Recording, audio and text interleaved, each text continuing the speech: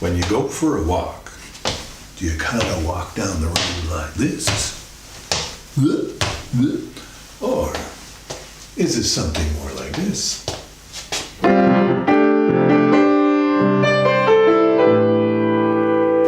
how about at the piano? Are we going to play a melody like this? Or is it going to be something more like this?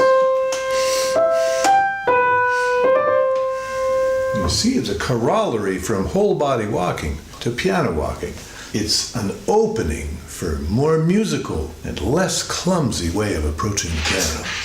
And the secret for all this largely lies in the power of the legs.